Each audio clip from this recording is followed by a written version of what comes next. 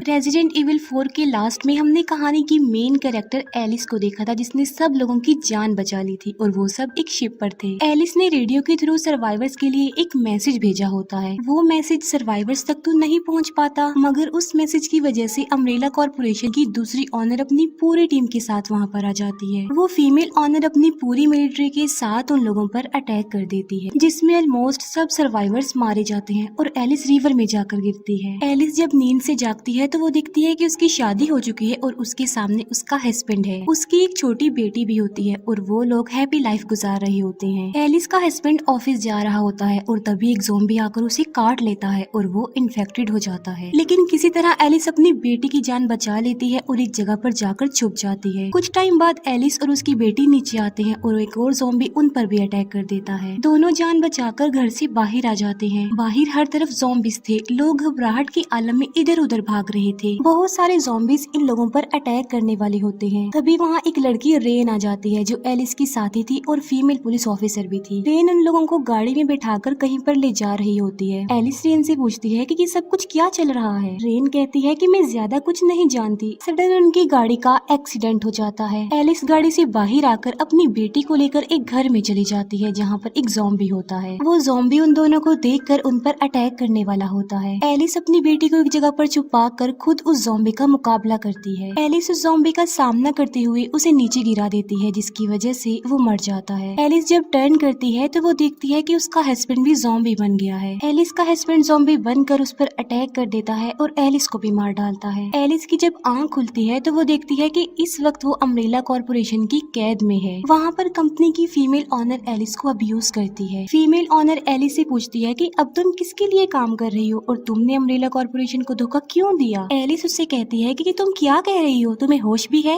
और तुम्हें ये क्या हो गया है, तुम अजीबोगरीब बातें कर रही हो। वो फीमेल ऑनर तो बिल्कुल किसी रोबोटिक मशीन की तरह बातें कर रही होती है और बार बार एलिस से एक ही सवाल पूछे जा रही थी कि तुम अब किसके लिए काम कर रही हो और तुमने अम्ब्रेला कॉर्पोरेशन को धोखा क्यों दिया। उस फीमेल ऑनर के साथ वो सब कुछ उस पर लगी हुई रेड स्पाइडर डिवाइस की वजह से हो रहा था। अचानक से वहाँ पर लाइट ऑफ हो जाती है, जिससे वो फीमेल ऑनर भी इनएक्टिव हो जाती है। एलिस ये सोच रही होती है कि आखिर ये लाइट किसने ऑफ कर दी है। तभी एलिस को वहाँ एक सूट मिल जाता है और एक रास्ता भी जहाँ से वो भाग सकती थी। एलिस कपड़े चेंज करती है और मौके का फायदा उठाकर वहाँ से बाहर आ जाती है। लेकिन तभी वहाँ लाइट फिर से आ जाती है और वो फीमेल ऑनर फिर से एक्टिवेट हो जाती है। वो फीमेल ऑनर अपने सोल्जर्स को ऑर्डर देती है कि वो लेजर वेपन्स को ऑन कर दें। लेजर वेपन एक्टिवेट होते ही वो तेजी से एलिस की तरफ आ रहा होता है। तभी एक डोर ओपन हो जाता है और एलिस उसके रास्ते बाहर आ जाती है। वो जगह होती है टोक्यो। तभी एलिस को एक कंप्यूटर के साउंड की आवाज सुनाई देती है जो कहती है कि टोक्यो का एनवायरनमेंट शुरू किया जाए। तभी वहाँ पर बहुत सारे लोग आ जाते हैं और बारिश होने लगती है। वहाँ पर एक लेडी होती है जो कि ज़ॉम्बी के काटने की वजह से इन्फेक्टेड थी और देखते ही देखते वो वहाँ के सभी लोगों पर अटैक कर देती है। वहाँ पर सब लोग देखते ही देखते इन्फेक्टेड होते जा रहे थे। लोग घबराते हुए इधर उधर भागने लग जाते हैं। हलचल मच जाती है उनके बीच। कुछ इन्फेक्टेड लोग एलिस पर भी अटैक कर देते हैं और एलिस वहाँ से भाग जाती है। एलिस को फिर से एक रास्ता दिखाई देता है और वो उसके अंदर आ जाती है। एलिस का पीछा करते हुए वो ज़ॉम्बीज भी अंदर आ जाते हैं, लेकिन एलिस देखते ही देखते उन इन्फेक्टेड लोगों का खात्मा कर देती है।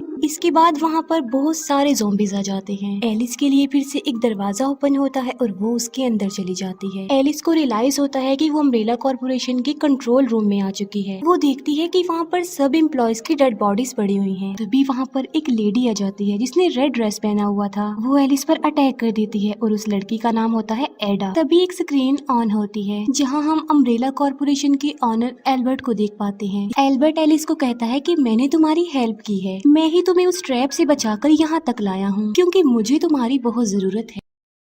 एलिस उससे पूछती है कि तुम मेरी हेल्प करना क्यों चाहते हो। एल्बर्ट बोलता है कि दुनिया में बहुत थोड़े इंसान जिंदा रह गए हैं, आबादी खत्म होती जा रही है क्योंकि सर्वाइवर्स के अलावा सब लोग ज़ॉम्बी बन गए हैं। इसीलिए सर्वाइवर्स की हेल्प करने के लिए, उन्हें बचाने के लिए हमें कुछ ना कुछ तो करना होगा ना। लेकिन अम्ब्रेला कॉर्पोरेशन का जो कंप्यूटर है रेड क्वीन, वो हमें रोकना चाहती है क्योंकि ये सारी कंपनी यानी अम्ब्रेला कॉर्पोरेशन अब उसके कंट्रोल में जो आ चुकी है। एलिस एल्बर्ट की हेल्प लेने के लिए और इंसानों की हेल्प करने के लिए एग्री हो जाती है क्योंकि एलिस एलिस अकेली होती है, उसका कोई साथी नहीं होता, इसीलिए उसके पास इससे बेटर और कोई ऑप्शन था ही नहीं। एल्बर्ट एलिस को कहता है कि मैंने तुम्हारी हेल्प करने के लिए अपनी पूरी टीम यहाँ पर बुलवा ली है और बस थोड़ी ही देर में वो यहाँ पर पहुँच जाएंगे। सनलाइट पड़ने की वजह से एलिस ये देख पाती है कि अम्ब्रेला कॉर्पोरेशन की ये वाली ब्रांच पानी में है। एल्बर्ट भी उन्हें बताता है कि जी हाँ, पहले ये नेवी का एरिया था, लेकिन अब ये अम्ब्रेला कॉर्पोरेशन की एक ब्रांच है। दूसरी तरफ बाहर एल्बर्ट की पूरी टीम आ चुकी थी, उनमें एलिस का एक पुराना साथी भी शामिल था। वो टीम अम्ब्रेला कॉर्पोरेशन की इस ब्रांच के बाहर सेल्फ डिस्ट्रक्टेड टाइमर बॉम्ब लगा देते हैं और उसका टाइम वो सेट करते हैं 2 घंटे,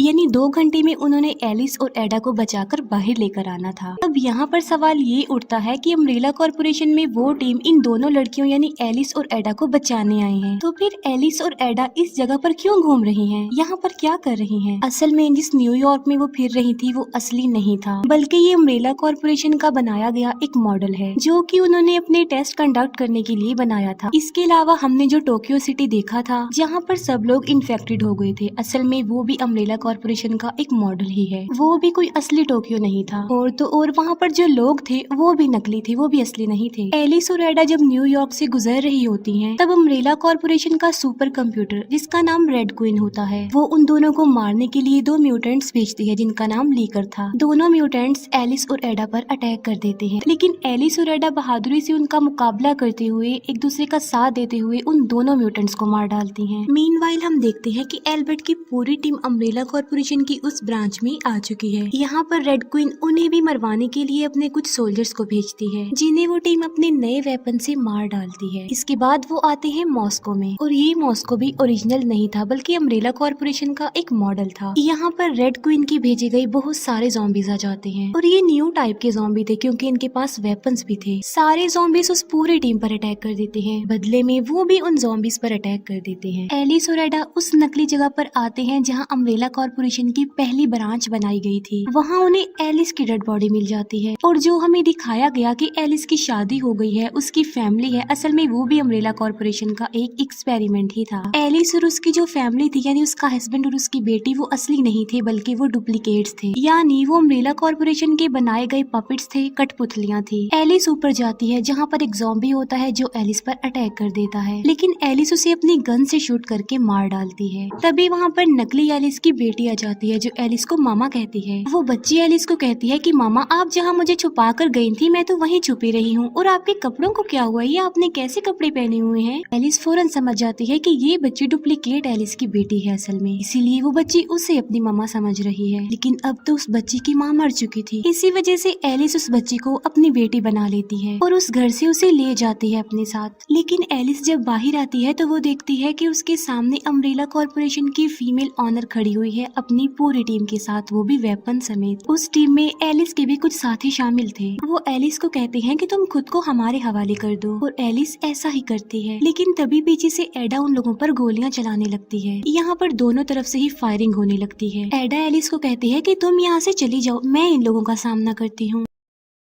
एडा एलिस को एक ग्लासेस देती है। एलिस उस बच्ची को लेकर वहाँ से निकल जाती है। एलिस उस बच्ची को लेकर एक सिटी में आगे बढ़ रही होती है, लेकिन तभी वहाँ रेन की वो डुप्लीकेट आ जाती है जिसने उन लोगों की हेल्प की थी पहले भी, उन्हें गाड़ी में बिठाकर। बच्ची बताती है कि ये अच्छी है, इन्होंने हमारी हेल्प भी की थी पहले, इसीलिए एलिस उस पर यकीन कर लेती है और बच्ची को रेन के पास छोड़ती है। फिर एलिस उस बच्ची को कहती है कि मैं बहुत जल्दी वापिस आ जाऊंगी, तब तक तुम इनके साथ रहना। एल्बर्ट के कुछ सोल्जर ज़ॉम्बी से बचते हुए एक जगह पर आ जाते हैं, लेकिन एक लीकर म्यूटेंट उनके एक साथी को मार डालता है। ये सब सोल्जर्स उस म्यूटेंट पर गोलियां चलाने लगते हैं। इससे पहले कि वो लीकर म्यूटेंट अब उन्हें नुकसान पहुंचाता, एलिस अपनी कार में बैठकर वहां आती है और उस म्यूटेंट को हिट कर देती है। उन सब से कहती है कि वो गाड़ी में बैठ जाएं। वो लोग वहां से निकलने लगते हैं। वो ज़ॉम्बीज जिनके पास वेपन्स थे वो उन पर फिर से अटैक कर देते हैं। तभी वो लीकर म्यूटेंट फिर से वहाँ पर आ जाता है। एलिस स्पीडली गाड़ी चलाने लगती है और अपनी ड्राइविंग स्किल से उस गाड़ी को रेलवे ट्रैक पर ले आती है। पूरी बिल्डिंग उस लीकर म्यूटेंट पर गिर जाती है और उसके नीचे दबने से उस म्यूटेंट की मौत हो जाती है। वो सब गाड़ी से निकलकर उस जगह पर आ जाते हैं जहां एलिस उस बच्ची को रेन के पास छोड़कर गई थी। एलिस वहां पर जाकर उस बच्ची को बुला लेती है। एलिस उस ग्लासेस को यूज करती है जो कि उसे एडा ने दिया था। ग्लासेस की मदद से वो एक ऐसा रास्ता ढूंढ लेती है जो कि सेफ हो बिल्कुल। फिर उसी रास्ते के थ्रू वो लोग आगे बढ़ते हैं। इन लोगों को वहाँ से बाहर जाने का रास्ता भी मिल जाता है। इनके पास सिर्फ 11 मिनट रह जाते हैं इससे पहले कि सेल्फ डिस्ट्रक्टिव बॉम्ब ब्लास्ट होता। ये बड़ी सी लिफ्ट के जरिए ऊपर जाने लगते हैं, लेकिन तभी रेड क्वीन लाइट ऑफ कर देती है। लाइट ऑफ होते ही वो लिफ्ट बंद हो जाती है। एक साथी लाइट को ऑन करने के लिए बाहर आता है। तभी अम्ब्रेला कॉर्पोरेशन की फीमेल ऑनर और उसके साथी लोगों पर अटैक कर देते हैं। फिर वो लेकर म्यूटेंट जो कि बिल्डिंग के नीचे दबा हुआ था